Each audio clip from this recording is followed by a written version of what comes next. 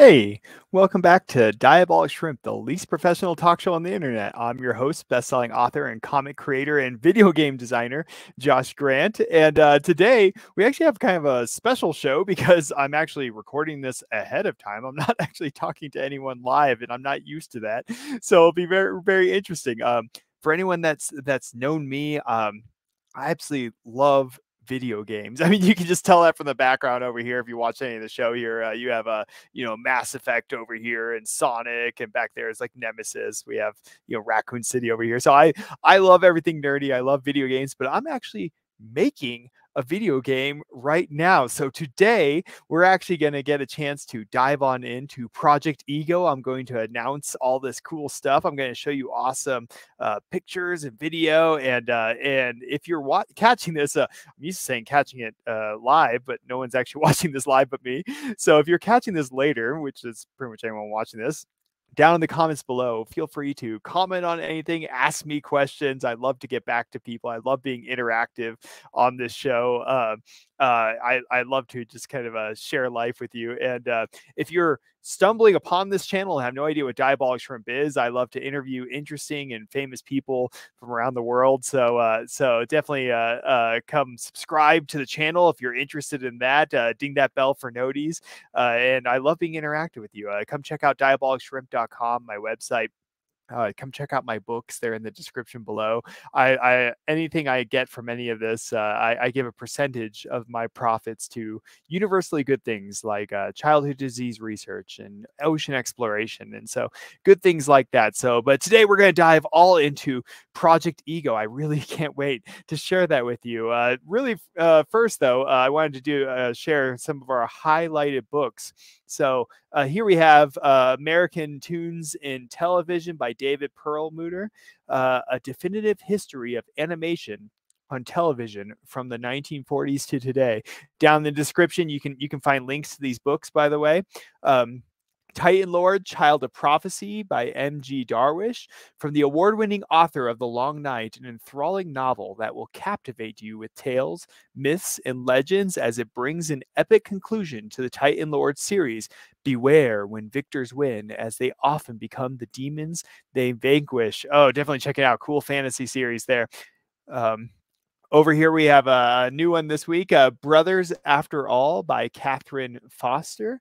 One Ute school teacher goes up against the U.S. government after an EMP strike knocks out the power across the country. Foreign interests run the U.S. coast. They want it all. Native America can unite to fulfill a 7-generation prophecy that the Red Road will rise again. Order today to see it all go down. Fantastic. Excellent book here by Manuel Hart, Ute Mountain Ute Chairman. So definitely check that one out. And then our last highlight book for the day, The Deviant by Adam Summers. Ever since the Harvey Weinstein story broke, the headlines have been filled with one case after another of sexual harassment and sexual assault by men in power who take advantage of ambitious and innocent women. But it is not only women who suffer. To emphasize the point that anyone can be hurt by sexual abuse in the workplace, the Deviant turns the Weinstein story around. Instead of the abuser being a man, it is a rich and powerful woman, and she victimizes young, ambitious men who work for her. How can they put an end to her? How can they get anyone to believe them? Turn the page to see what happens. Sounds pretty tense. Well, those were our highlighted stories for our highlight books for today. Definitely check those down in the link below. Yeah, awesome books. You can go check all that out. I love to connect readers with authors that enjoy them. But we're going to talk all about video games today. I'm a best-selling author. I'm a best-selling comic creator.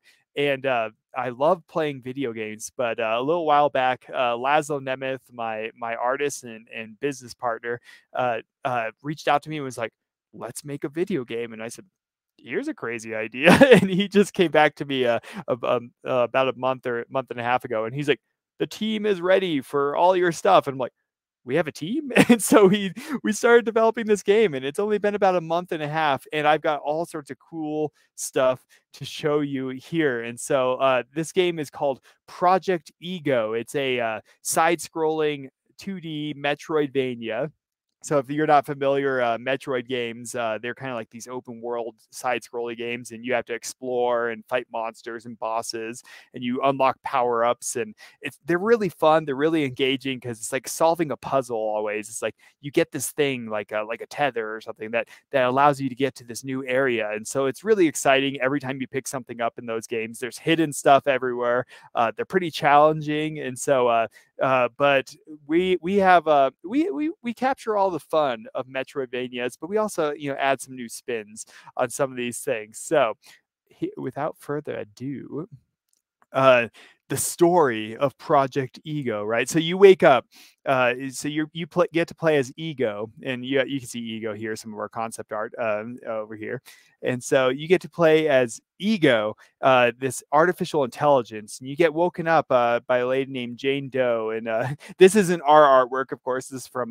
the League of Legends show, but kind of similar lady though. It's like she wakes you up, and you wake up in this future of this kind of like torn world that's torn between two different kinds of robots. You have id robots and you have super ego robots, and they're actually fighting a war with each other, and humanity's kind of stuck in the middle. So you get woken up and you get kind of thrust into this world and have no idea what's going on, and you have to kind of follow this lady for a bit and kind of discover the world. And speaking of the world, so we have this awesome world that we've built, and this is an old map, so don't worry, it's not spoiling anything. And so, but you're kind of like you wake up and you kind of wander along this kind of like subway tunnel thing, and everything's kind of destroyed. It's kind of post-apocalyptic, and you have these robots, and you have the id robots and the super ego robots, and you play as ego. So it goes back to the psyche and the human mind.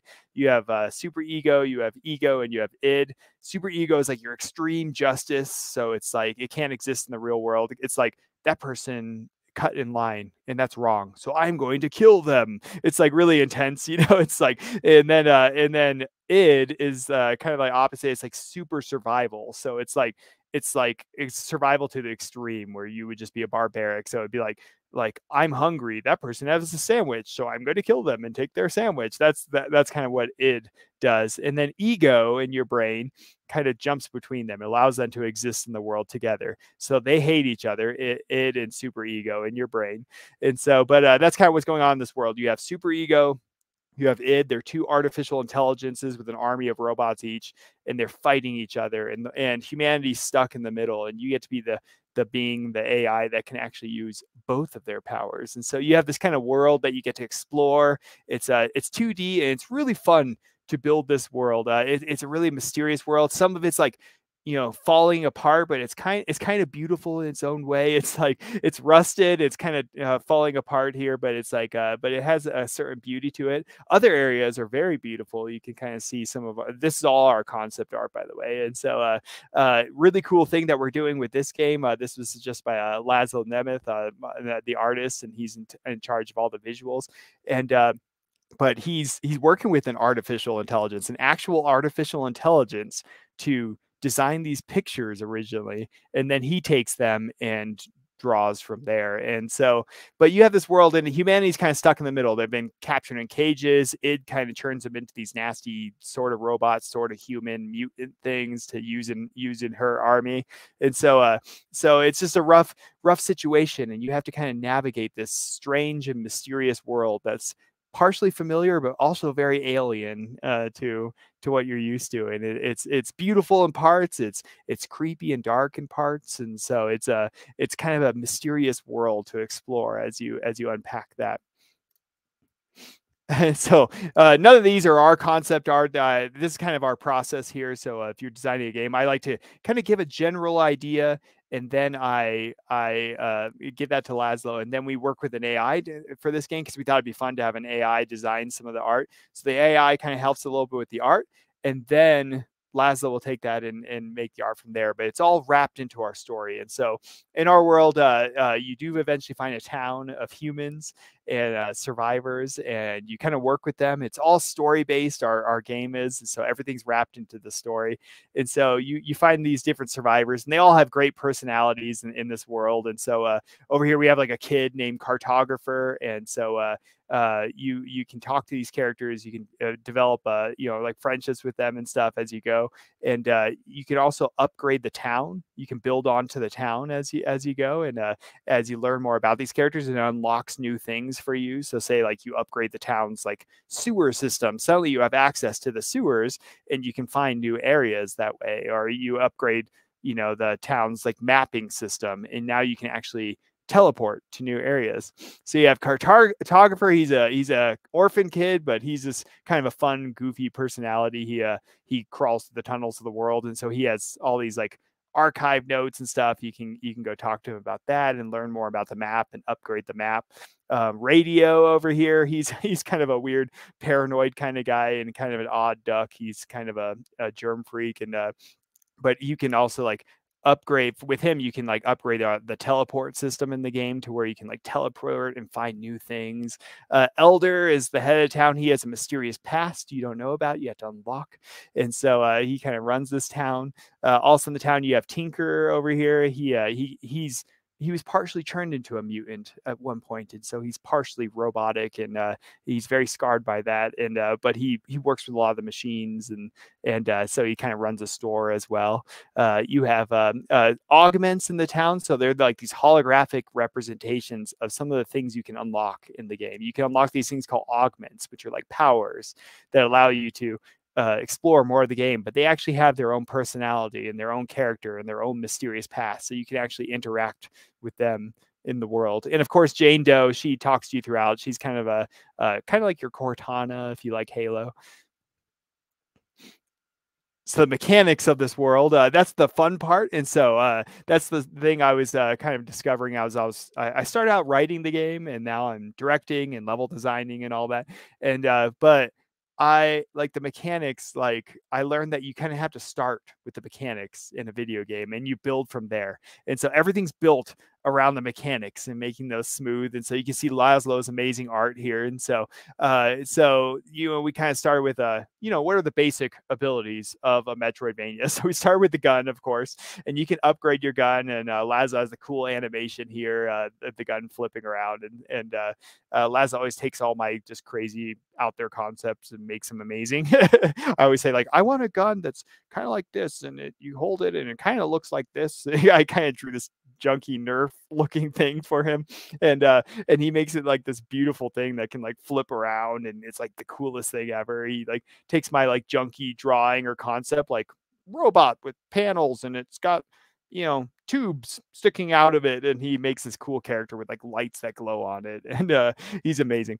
And so if you're watching this, Laszlo, you're amazing.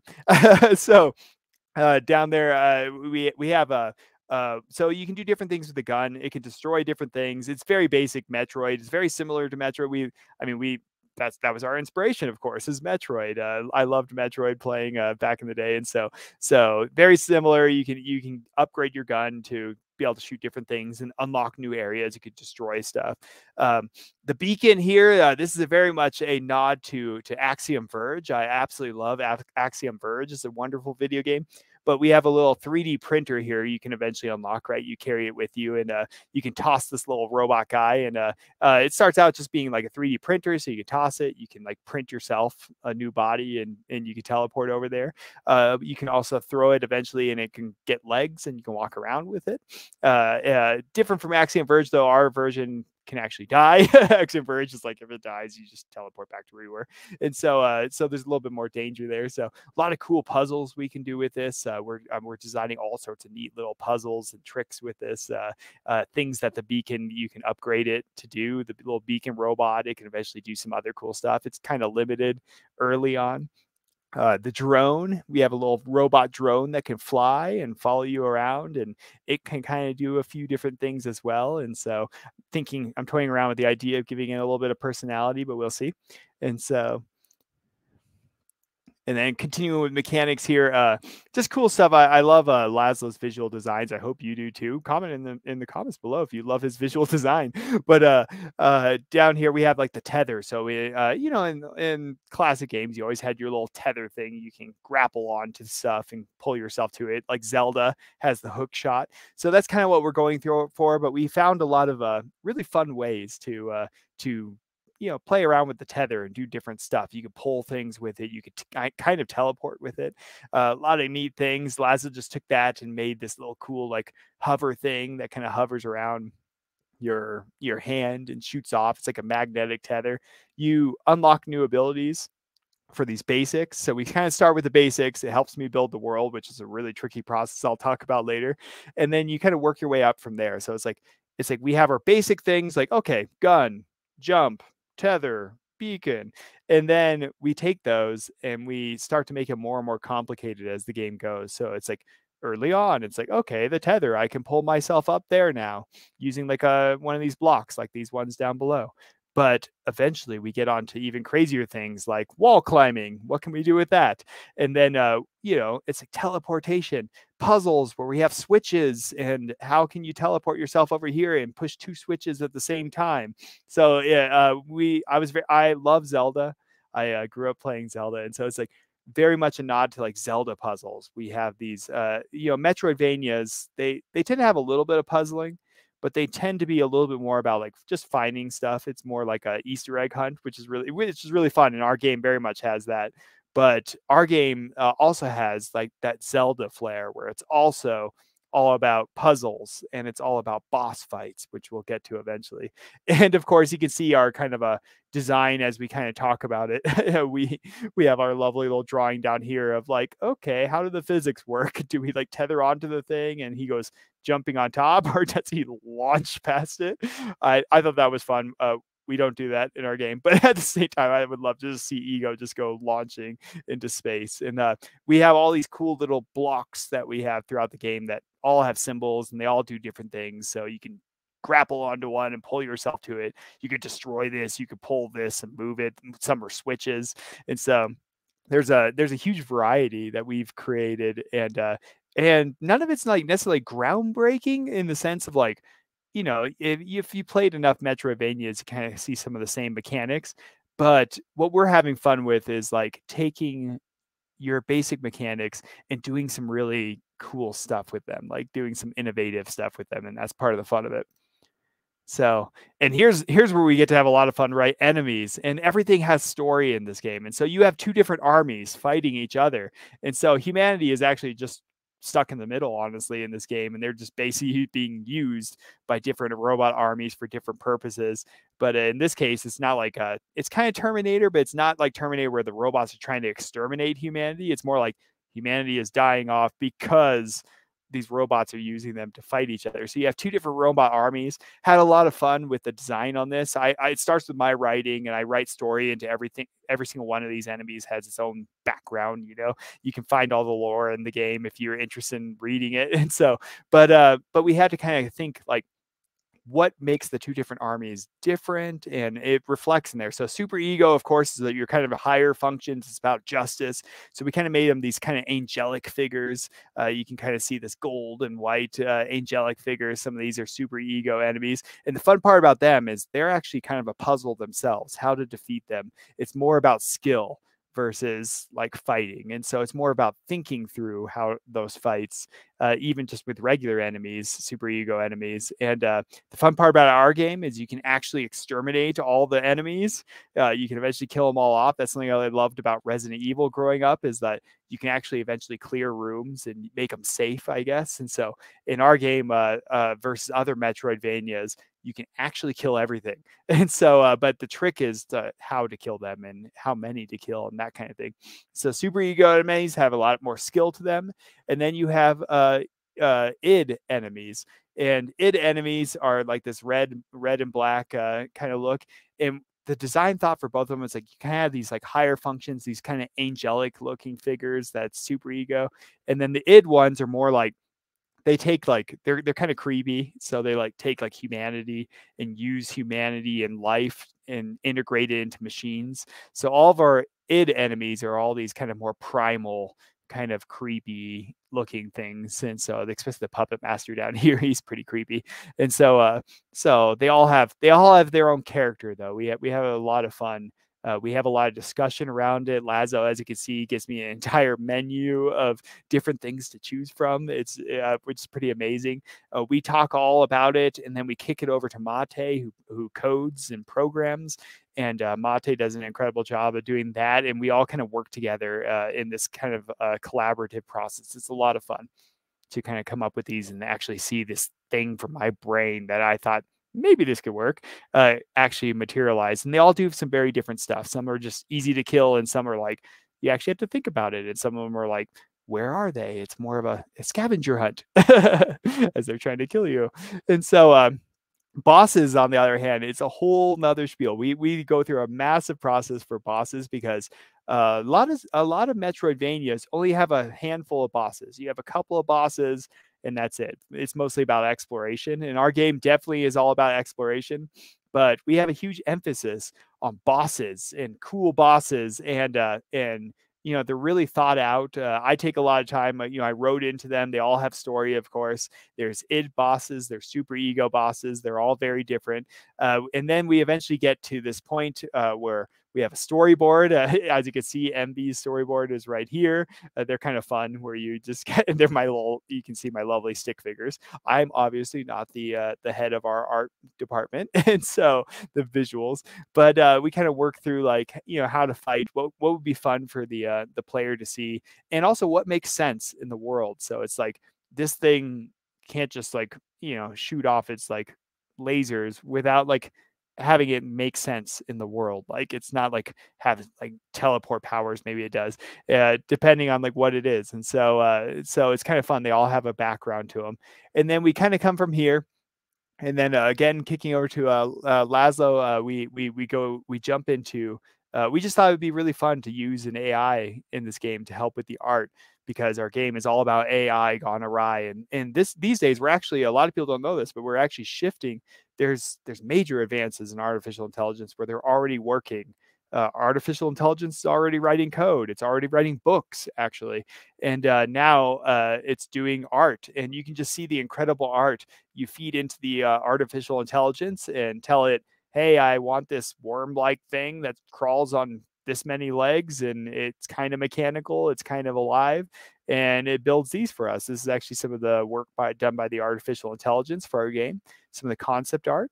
And then Laszlo will take that, of course. It's like, it's not perfect, and especially this day, but it's pretty amazing. It gives you interesting ideas, and it inspires us. And we look at all these. There's a good 100 of them, and we look through 100 of them and talk all about it, and we discuss it as a team. And then Laszlo will take that and fine tune it and mix things. And then Laszlo's art is very incredible. I'm always impressed. And so, and then we get these cool, renditions. That these are a couple of our artworks for our game. And so they pretty cool stuff though. But our bosses have a lot to them. This is where I take inspiration from Zelda. Zelda has really awesome bosses that are a puzzle themselves, and you have to kind of figure out how to hurt them, and they change up what they do throughout the thing.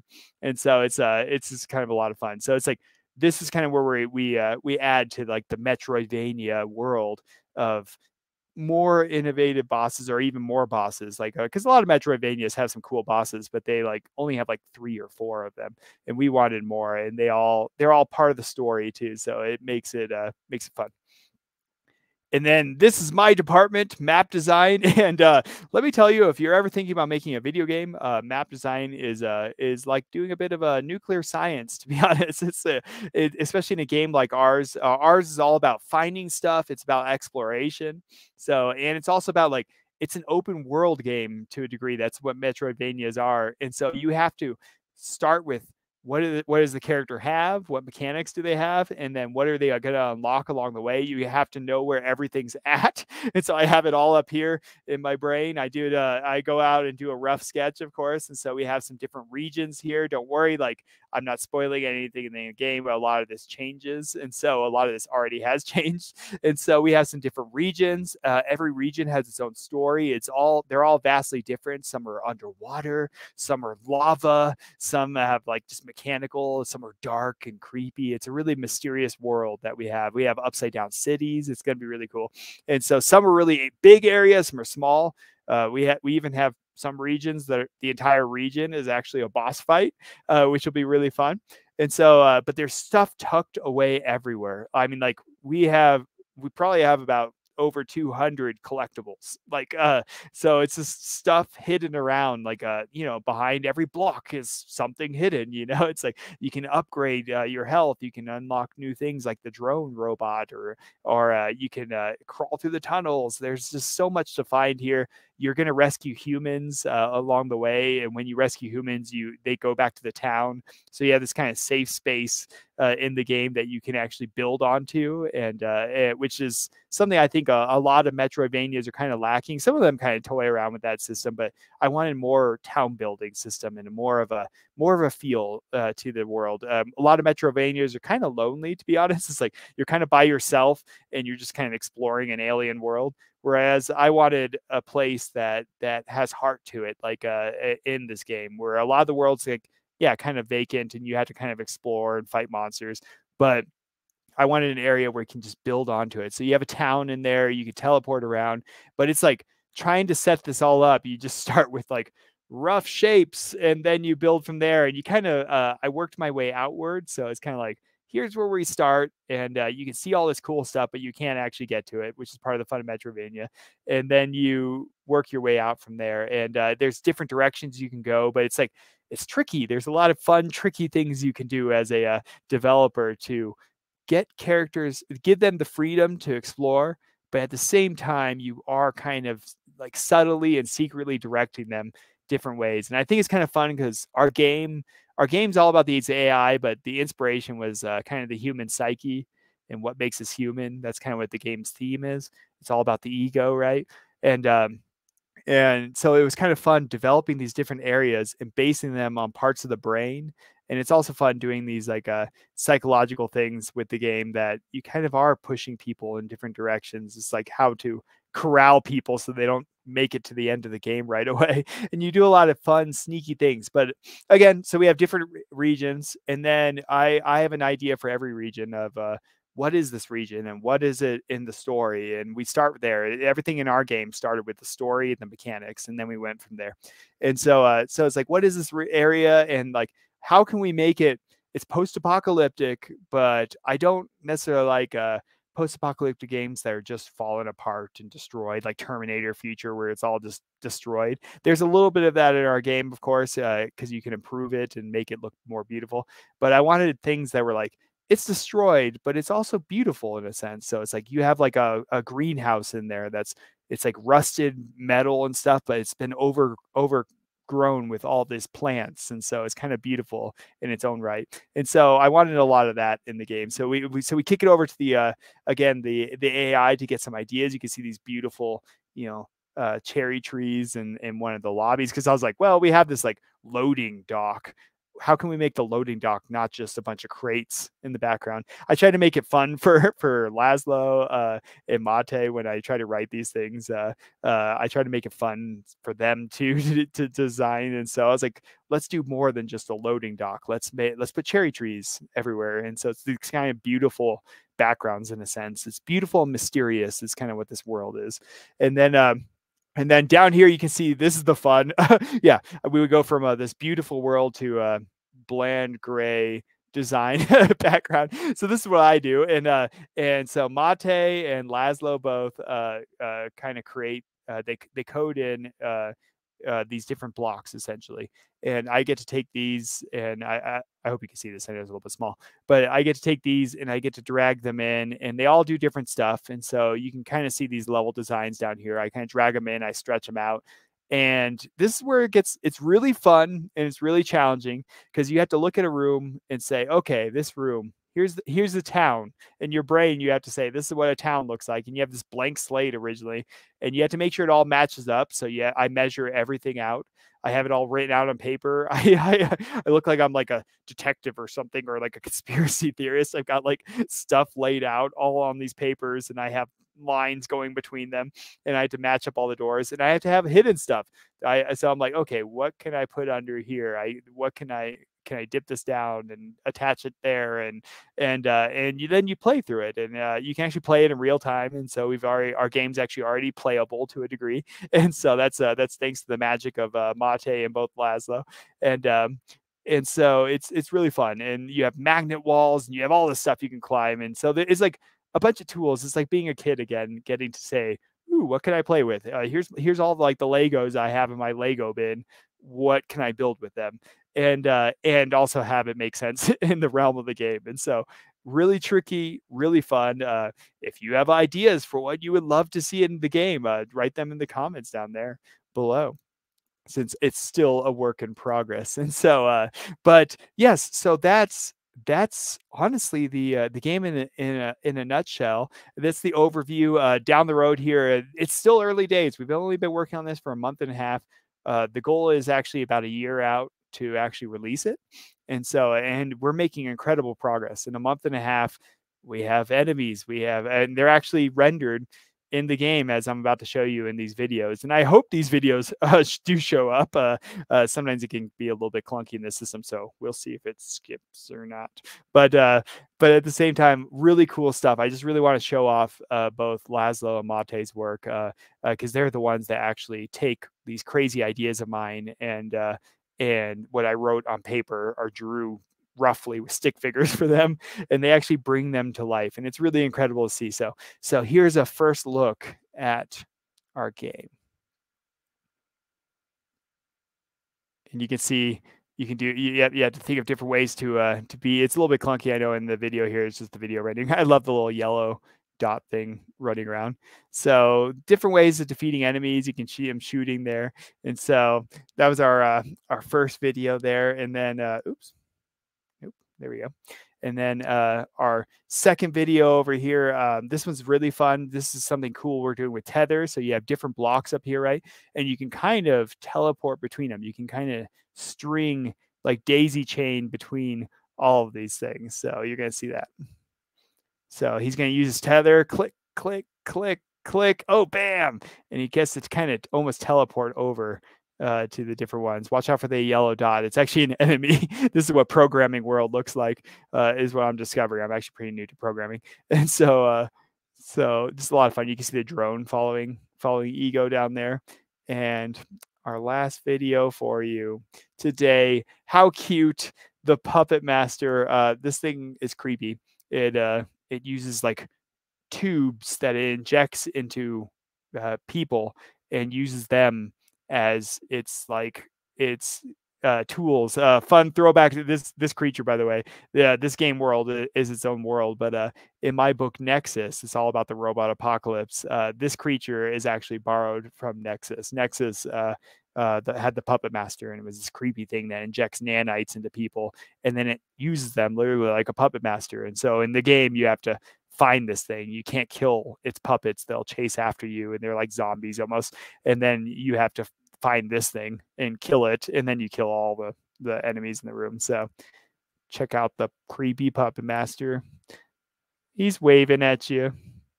How cute. It looks 3D here. Our game is 2D. We rendered the entire game. Oh, I'll bring it back to me. We rendered the entire game in 3D. And so because the what you do with that is like if you do it classic 2D like they did back in the day, every time a character moves, you have to do like 20 different frames of them moving, just like a stop motion video. And if you change anything on any of the character designs, you have to change all 20 frames for that one whatever thing you changed. And we do a lot of changing.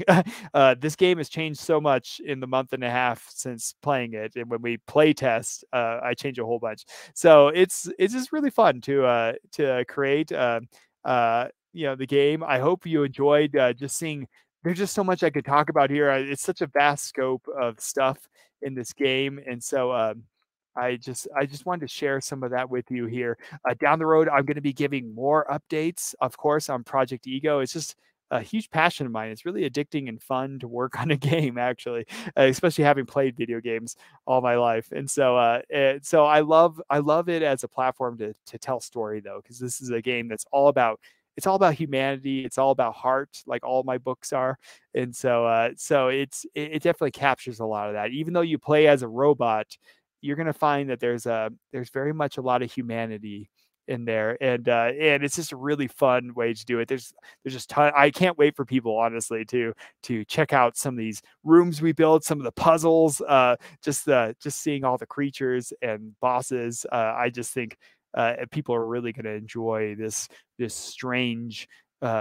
It's dark in parts, but I'm not going to bill it as a dark game because there's tons of humor and heart to it, and so it's very much actually a very upbeat game. It's not like happy go lucky, but it's not like a lot of Metroidvanias are very kind of dismal, and so it's a lot of fun. So if you enjoyed that, if you want to learn more about it, definitely click that click that subscribe button, ding the bell for notifications, because I will be uploading some more videos like this that actually break down certain areas of what we're doing. So I only scratched the surface on.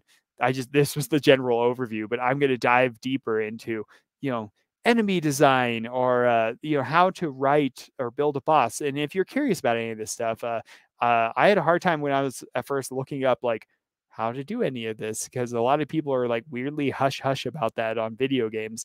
And so I'm always happy to answer any questions. A lot of people wonder what the cost is for making a video game, and so I learned a lot about that process here. And so definitely check that out. Down the road here, we're actually going to be doing some fundraising for it, some like Kickstarter or Indiegogo for it, and raising money to help build the game, because it's fairly expensive to build a game. And so but definitely we'll have a lot of options though for actually being able to appear in the game, and actually being a part of the game and getting actual physical things for the game, that when you donate money to things. And so it's like getting the actual game, of course. And so there'll be there's gonna be a lot of cool things. That's gonna be months down the road. We're working on building a lot of it right now, of course. And so we're gonna show some really cool stuff. So really quick, again, just another look at our highlighted videos. American Toons in television, Dave Perlmutter. You can find these down in the description below. Titanlord, Child of Prophecy, finishing off that cool series by M.G. Darwish. Brothers After All by Catherine Foster. Just interesting, since we were talking about post-apocalyptic. This is after an EMP strike, so it's kind of looking at it post-apocalyptic. Very much ties into Native American culture. And The Deviant, dealing with some of those, like kind of flipping the story of sexual assault to kind of highlight that males also can deal with some of that as well. And so this is a fictional book, but it also highlights some of those very real issues. So definitely check those out. They're down in the description below. So yeah, check those out. If you're interested in Diabolic Shrimp, again, check out the website down below. My books are all down there. So I mentioned Nexus. Go check out Nexus if you love post-apocalyptic fiction. That's a cool one for you. And but thanks for joining us. Again, throw those comments down there. I love being interactive with people. This has been another Diabolic Shrimp. Have a good night.